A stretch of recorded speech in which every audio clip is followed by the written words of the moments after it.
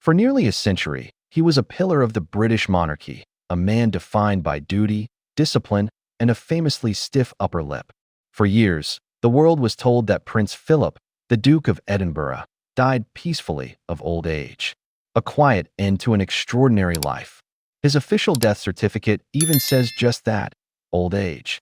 It was the expected, dignified conclusion to the story of Queen Elizabeth II's lifelong partner. But a new biography is making claims that this official story isn't the whole truth. It alleges that on his final night, Prince Philip, at 99 years old, defied his nurses for one last, solitary act of rebellion. An act that supposedly involved shuffling down a quiet corridor in Windsor Castle, not for comfort, but to pour himself a beer.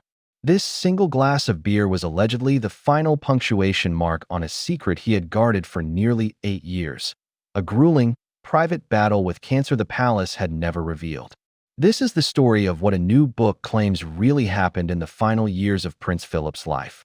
A story of hidden illness, incredible resilience, and a final, defiant gesture that seems to perfectly capture the spirit of the man himself. The claims that have rewritten the public's understanding of Prince Philip's final years come from the royal historian Hugo Vickers. In his book, Queen Elizabeth II, A Personal History. Vickers, who has well-established links to the royal family, supposedly paints a picture of the Duke that's radically different from the one we all knew. And the biggest bombshell? The book allegedly claims Philip was secretly diagnosed with inoperable pancreatic cancer way back in 2013, a full 8 years before his death in 2021. According to these reports, the diagnosis came when the Duke was 92. He was admitted to a London clinic in June 2013 for what was publicly called exploratory abdominal surgery. The official statements were brief, just noting he'd be in the hospital for a couple of weeks. But Vickers allegedly writes that during this surgery, doctors found a shadow on his pancreas, and the verdict was grim: inoperable pancreatic cancer. At the time, the prognosis was reportedly so serious that some insiders believe he might never be seen in public again. This is a staggering claim, especially given the nature of the disease. Pancreatic cancer is known for being aggressive and fast-moving.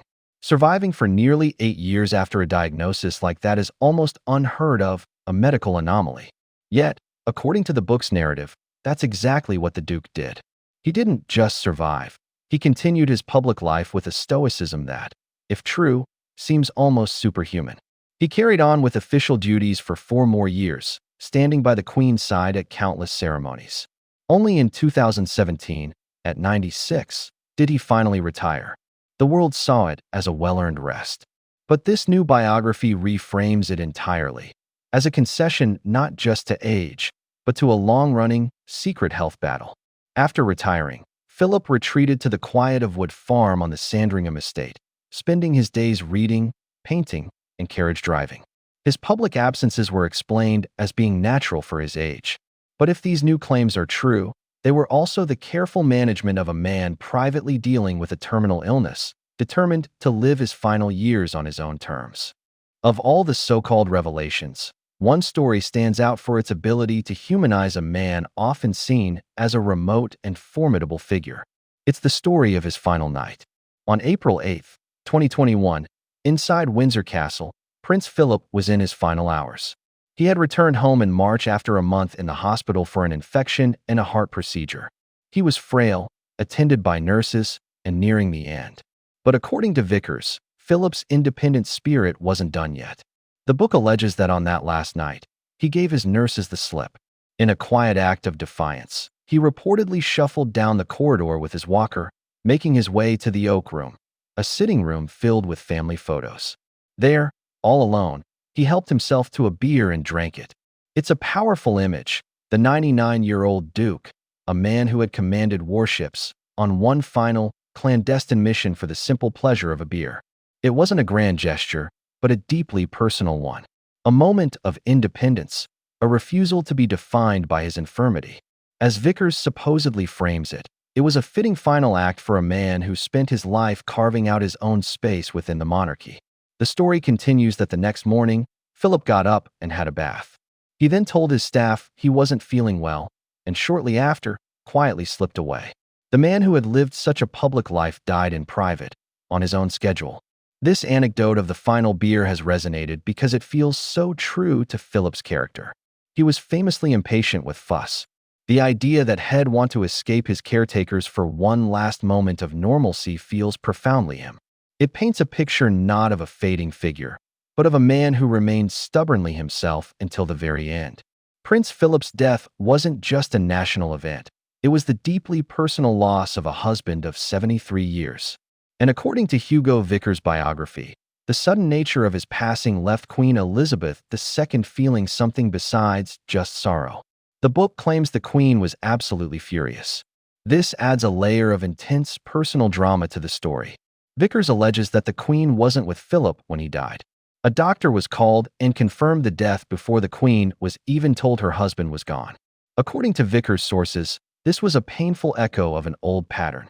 He reportedly writes, "There had often been times in earlier days when she had asked the staff to let her know when Philip was leaving, only to be told, 'His Royal Highness left 20 minutes ago.'" It seems the final departure was no different. Vickers claims the Queen's reaction was frustration that, as so often in life, he left without saying goodbye. For 73 years, their marriage was the bedrock of the modern monarchy. To imagine the Queen being denied her final these claims are astonishing. They challenge the official record and paint an intimate, dramatic picture of Prince Philip's final years. But are they true? Before we go any further, I want to hear from you. What do you make of these revelations? Do you believe this secret history of Prince Philip? Let me know in the comments below. It's an incredible story, right? A secret cancer battle, a defiant final beer, a furious queen. It's a narrative worthy of a movie, tapping right into our fascination with what happens behind the palace's carefully managed facade. But here's the thing. As compelling as this story is, when you take a closer look, some serious problems start to pop up. When we separate the sensational claims from the verifiable facts, the whole dramatic narrative begins to unravel. It seems the story is built on a foundation that isn't just shaky, it's practically non-existent.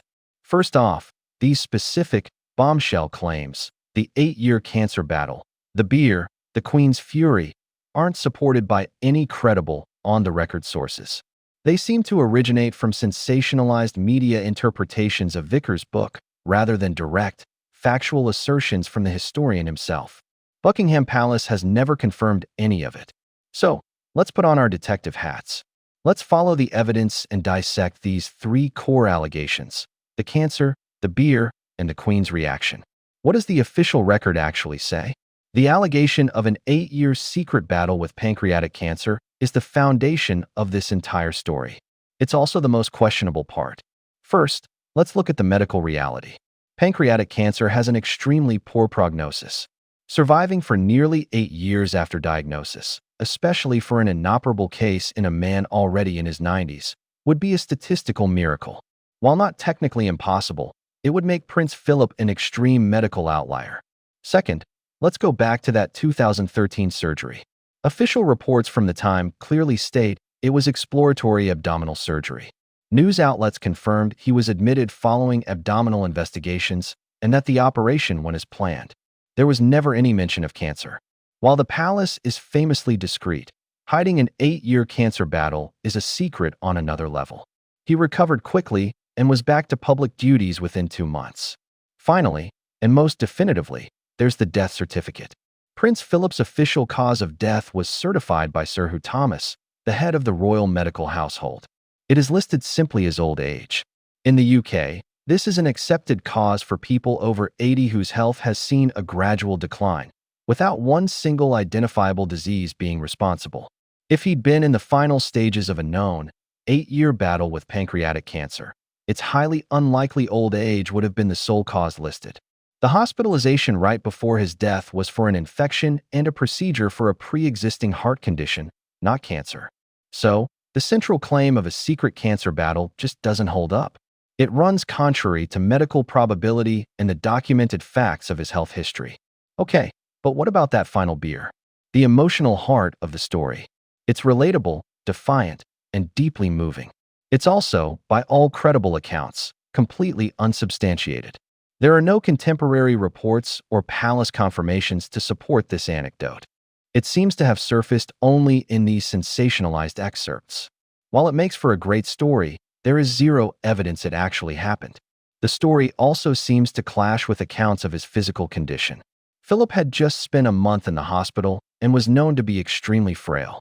The idea of him having the strength to give his nurses the slip, navigate the castle with a walker, and pour a drink, all unnoticed, stretches believability. This anecdote feels like a classic case of narrative shaping, creating a story that feels emotionally true, regardless of fact. Prince Philip was known for his independent spirit. The beer story fits that persona perfectly. It's the kind of thing we want to believe he would have done. But wanting a story to be true doesn't make it so. Without any proof, the tale of the final beer has to be seen as a myth. This brings us to the final claim, that Queen Elizabeth was absolutely furious that Philip died before she could say goodbye. Of all the allegations, this one is the hardest to prove or disprove. Private emotions in the royal family are just that, private. The claim is presented as hearsay, attributed to a source who supposedly said, "She took the line, I was told." That's the definition of secondhand information. While it's plausible she felt deep sorrow and frustration, the framing of her reaction as fury is a dramatic interpretation that remains unverified. What we do know is that she described his death as leaving a huge void in her life. What is undeniably true, however, is the royal family's long history of intense privacy around their health. This is the kernel of truth that makes these other stories feel plausible. The monarchy projects an image of strength and continuity. Acknowledging serious illness can be seen as admitting weakness. We saw this with the carefully managed information around Queen Elizabeth II's own health in her final months. This culture of royal secrecy creates a vacuum, and sensational stories often rush in to fill it. In this case, the evidence suggests that the narrative is an invention built around a small kernel of truth about the family's preference for privacy. So, we're left with two competing stories of Prince Philip's final years. One is the official version, a story of a long life, well-lived, ending peacefully from old age. The other is a dramatic, emotional tale of a secret cancer battle, a final defiant beer, and a furious, grieving queen. After looking at the evidence, it's clear that the second story, while captivating, appears to be a work of fiction. The cancer claim is unsubstantiated and contradicts official records. The poignant anecdote of the beer seems to be a myth, and the Queen's alleged fury is based on unverified, secondhand accounts. What this whole episode really reveals is not a secret history of Prince Philip, but our own enduring fascination with the royal family. It shows how easily compelling stories can take root, especially when they confirm what we already think, of Philip's rebellious spirit, the Queen's deep love, and the monarchy's habit of keeping secrets. The story of Prince Philip sneaking a beer on his final night is powerful because it gives us a hero facing death on his own terms. It's a fitting end for the man the world thought it knew. But it seems, in the end, that it is just that, a story. The truth is likely much simpler and was right there all along, on a death certificate that simply reads, old age.